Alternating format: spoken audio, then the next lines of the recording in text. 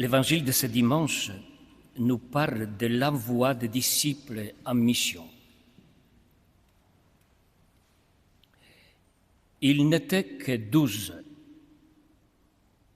pas 12 millions ou 12 000. J'y insiste, car il nous faut sortir de l'illusion que le royaume se construit par nos propres forces et que parce que nos forces diminuent, nous ne pourrions plus les construire. Autrement dit, il nous faut sortir du défaitisme et nous attacher fondamentalement à Jésus, qui seul nous donne le pouvoir d'évangéliser. Vous l'avez certainement noté, à ceux qu'il envoie, Jésus donne quelques consignes stratégiques. Je m'arrête avec vous et pour vous sur la toute première consigne. Allez 2 par 2. Il y a là la trace de la coutume juive, selon laquelle un témoignage n'était recevable que quand il était porté par 2 personnes au moins. Cette coutume, cette règle a fait naître beaucoup de dictons dans toutes les langues, comme par exemple, si 2 personnes te disent que tu es ivre, va te coucher. Eh bien, l'évangélisation, elle aussi, est une affaire de témoignage. Elle n'est pas une affaire individuelle. Les apôtres garderont toujours cette habitude. Ainsi, Pierre et Jean vont ensemble prêcher au temple de Jérusalem. Paul et Barnabé font équipe longtemps en Syrie et en Asie mineure. Après leur séparation, Paul continue la mission avec Silas et Barnabé avec Marc. C'est ainsi qu'ils évitent l'hyper-personnalisation dans l'évangélisation. En effet, la dérive de type gourou n'est jamais loin pour qui est en première ligne de l'évangélisation. Peut-être vous vous souvenez de cet épisode dont nous parlent les Actes des Apôtres. Paul est en mission avec Barnabé. Ils guérissent un malade. On veut alors les adorer comme des dieux. Ils protestent énergiquement en déchirant même leurs vêtements et en criant « Pourquoi faites-vous cela ? Nous aussi, nous sommes des hommes pareils à vous. » Et nous annonçons la bonne nouvelle. Voyez-vous, les apôtres nous rappellent que nous portons un trésor dans des vases d'argile. L'argile, c'est moi, c'est nous. Le trésor, c'est le Christ et son évangile. Bref, la formule 2 par 2 limite le risque d'hyperpersonnalisation qui, aujourd'hui, avec les médias, est 1000 fois plus dangereuse qu'au premier siècle. Une autre raison pour laquelle Jésus envoie ses disciples 2 par 2, c'est pour qu'ils s'entraident. Seul, on est vulnérable, on est plus vulnérable.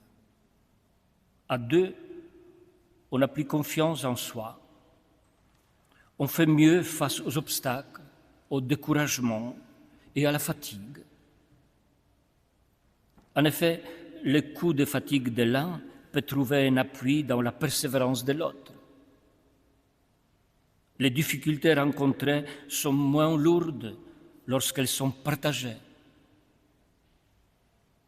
Jésus sait que la mission n'est pas un long fleuve tranquille.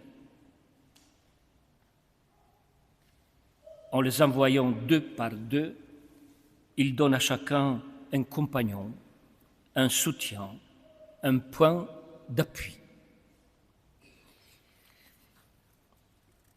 Et encore une petite chose.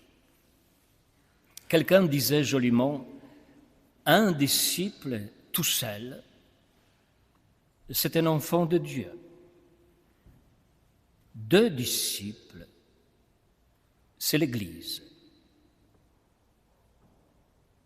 Voyez-vous, nul n'est si intelligent qu'il puisse embrasser la totalité du réel à lui tout seul. À deux, on a la possibilité de croiser les regards et de les analyser. Paul sans Pierre aurait été trop excessive. Pierre sans Paul, trop judéo-centré. Et Rome est devenue la ville des apôtres Pierre et Paul, pas d'un seul. Or, ce qui vaut d'un point de vue stratégique pour l'Église vaut également pour une nation. La France est un pays aux multiples visages. Sa variété est une richesse et une grâce. Nous sommes différents et devons apprendre à vivre harmonieusement nos différences et non pas les réduire. Nous devons apprendre à agencer notre pluralité en évitant les anathèmes réciproques. Hélas, lors de la campagne électorale, et ça continue encore, les clivages de la société française se sont intensifiés. C'était une campagne très sartienne, avec comme titre « L'enfer, c'est les autres ».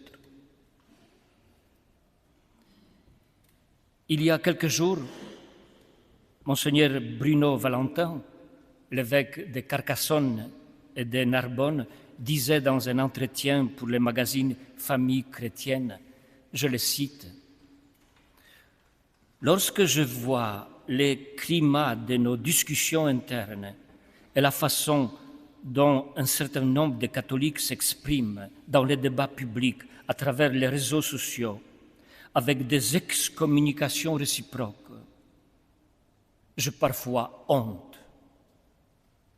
Honte de la violence dont nous sommes capables entre nous et vis-à-vis de l'extérieur. Tout n'est pas permis, insiste l'évêque de Carcassonne. Comme le dit la célèbre formule de Camus, un homme, ça s'empêche.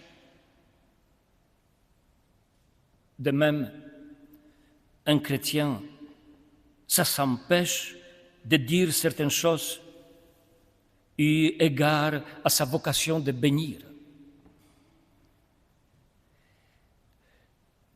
Chers frères et sœurs, la catholicité de l'Église, au sens de son universalité, a été toujours comprise et définie comme un concert à plusieurs voix. Ces voix se complètent et, si nécessaire, se corrigent mutuellement. Mais pour qu'un concert à plusieurs voix sonne harmonieusement et soit agréable à l'oreille, il faut maîtriser l'art du contrepoint. Le contrepoint en musique est une technique, un style, qui consiste à combiner plusieurs voix mélodiques de manière harmonieuse, mais à partir d'une ligne essentielle. Autrement dit, à la ligne principale, essentielle se superposent plusieurs autres, à la fois indépendantes et unies à la principale, unies à l'essentiel. Eh bien, quelle est cette ligne principale? Quelle est cette ligne essentielle qui nous tient encore ensemble au sein de la nation française? Il s'avère que la laïcité n'est pas capable de créer des liens sociaux solides et durables. Privée de Dieu, castrée de la dimension spirituelle, l'humanité est livrée au repli sur soi. Car la vie en société est une réalité avant tout spirituelle. Elle est d'abord une question de partage de vie et de valeurs. Or, aujourd'hui en France, nous ne sommes plus capables de dire ce qui nous tient ensemble. Là est la racine de la crise.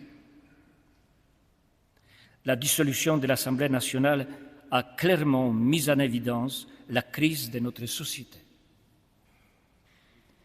C'est une crise de ce que la doctrine sociale de l'Église catholique appelle l'amitié sociale, c'est-à-dire ce qui nous tient ensemble au sein d'un même pays.